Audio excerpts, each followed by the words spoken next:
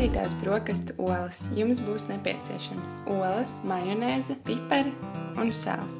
Lai pagatavotu šo uzkodu, mums būs nepieciešams vārītas olas. Tādēļ sagatavojam trauku, kurā novārīsim ūdeni, un pirms olu ievietošanas pieberam pāris šķipsnes sāls.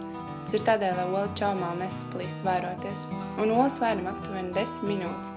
Tad arī mēs būsim pārliecināti, ka tās ir kārtīgi izvairījušās.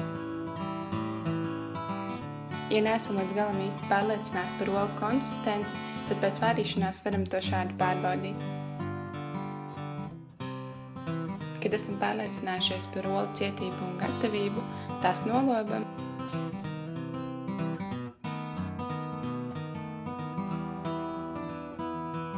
un griežam uz pusītēm.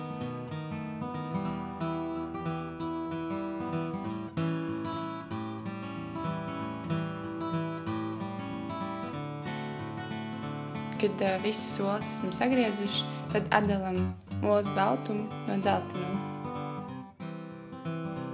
Olas dzeltenumu ievietojam atsevišķā traukā.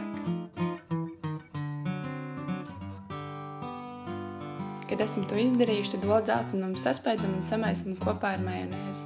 Pievienojam arī nedaudz sāls un nedaudz arī pipars, bet tas vairāk pēc garšas. Kad esam ieguvuši viendabīgu masu, varam sākt pildīt olas. To ir iespējams darīt gan izmantojot karoti, vai arī izmantojot speciālo konditorijas šprici.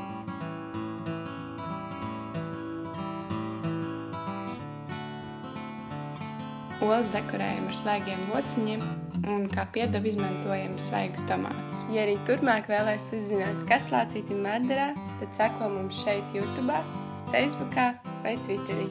Šo video atbalsta mūsu draugi Receptes LV.